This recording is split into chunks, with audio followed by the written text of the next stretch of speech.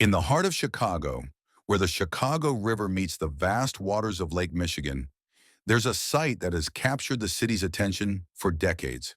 The location at 400 Lakeshore Drive once promised to hold one of the tallest and most iconic towers in the world. Instead, it became the home of a giant unfinished hole in the ground, a constant reminder of ambition gone wrong. But now, years later, this site is finally being reimagined. What was once an unfortunate failure is on track to become one of the most exciting additions to Chicago's skyline. To tell this story, I traveled to Chicago myself.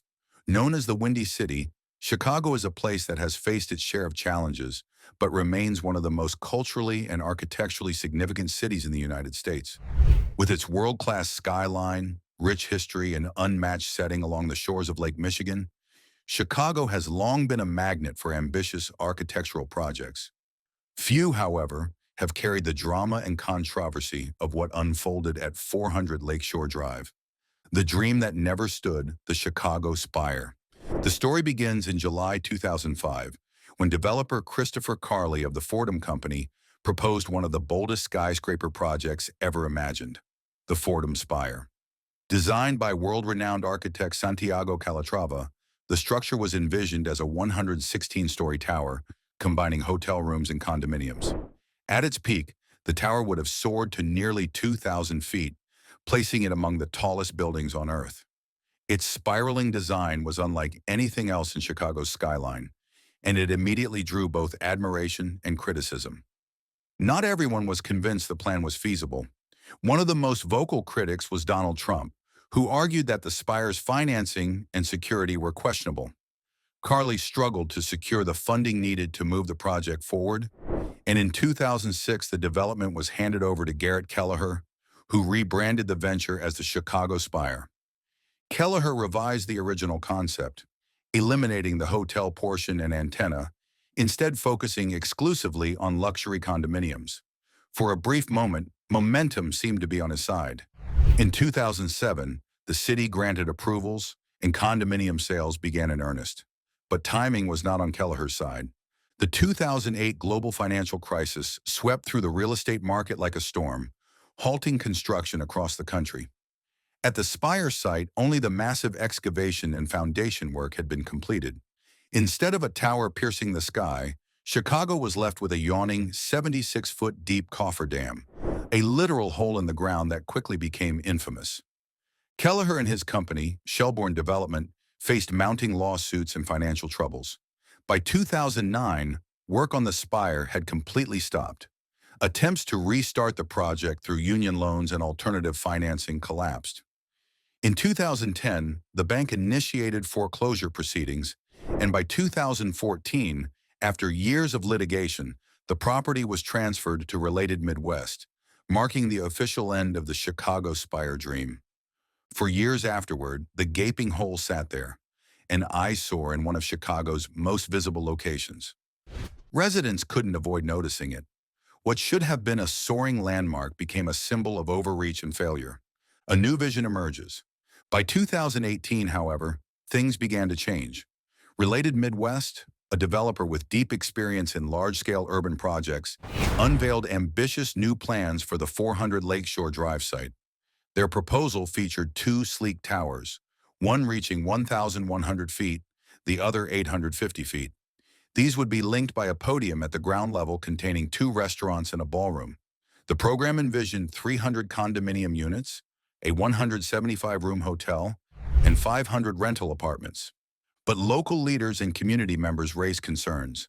The scale of the podium and the inclusion of hotel rooms drew criticism, and in 2018 the proposal was rejected. Not ready to give up, Related Midwest went back to the drawing board. In February 2019, they secured an extension of zoning rights, buying time to revise the design.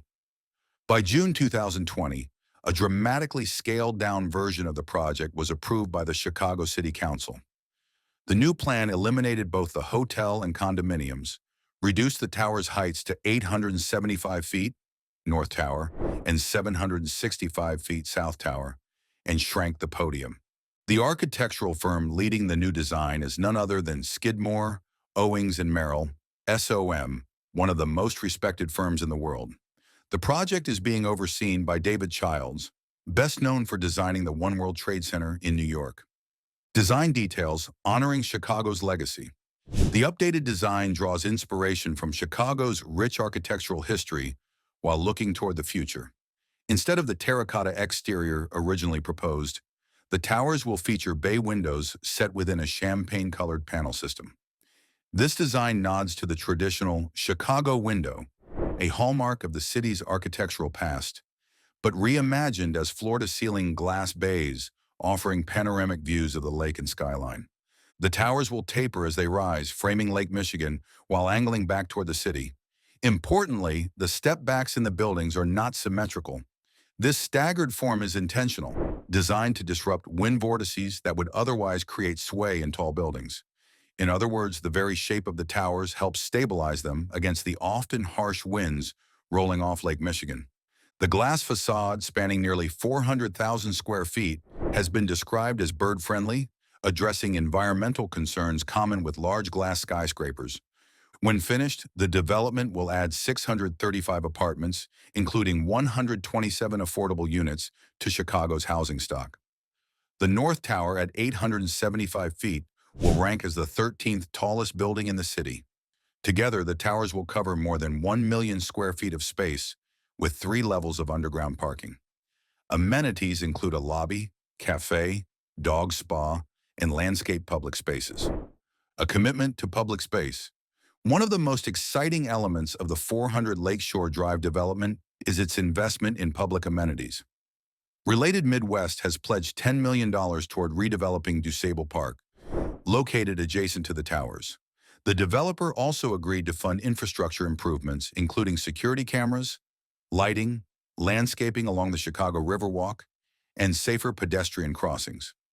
Perhaps most importantly, the project will extend the Chicago Riverwalk all the way to Lake Michigan, finally completing this long-sought public connection. An underpass beneath Lakeshore Drive will allow pedestrians seamless access from the river to the lakefront. In total, the project includes 4.5 acres of public land, featuring plazas, art installations, and a 2-story podium connecting the towers. For a site that once symbolized wasted opportunity, the transformation into a space serving both residents and the public is remarkable. Construction gets underway. After years of planning and setbacks, construction officially began in January 2024. The general contractor is LR Contracting, Related Midwest's own construction division, assisted by BOA Construction. Building on a site that already had a massive excavation might sound easier, but in reality it presented unique challenges. The first major milestone was the pouring of a 2,000 cubic yard concrete mat in February 2024. Over the course of 12 hours, more than 250 concrete trucks delivered 9 million pounds of concrete to the site. In total, the project will require 59,000 cubic yards of concrete, about 236 million pounds, and 5,520 tons of rebar, around 13 million pounds. A ceremonial groundbreaking was held in June 2024, during which a steel beam was signed and lowered into the foundation. By September 2024, visible progress was clear. Columns and rebar were rising above ground level, cranes dominated the site, and the long familiar cofferdam had disappeared. The hole that once symbolized failure was now being filled with the foundation of a future landmark. Phase 1 of construction focuses on the North Tower and park space, with completion expected by 2027, a symbol of renewal. Visiting the site in person, it's striking to see how far things have come. For years, Chicagoans passed by the Spire site with frustration, staring into the empty pit that served as a daily reminder of lost potential. Now construction crews, cranes, and newly rising concrete signal a new era. When complete, the towers will not only reshape Chicago's skyline, but also heal a wound in the city's urban fabric. With their mix of apartments, public plazas, and park space, the development promises to bring life to an area that once felt abandoned. 400 Lakeshore Drive is more than just another skyscraper project. It is the story of resilience, adaptation, and renewal. From the failure of the Chicago Spire to the promise of Related Midwest's new vision, the site illustrates how cities evolve, learn, and eventually move forward.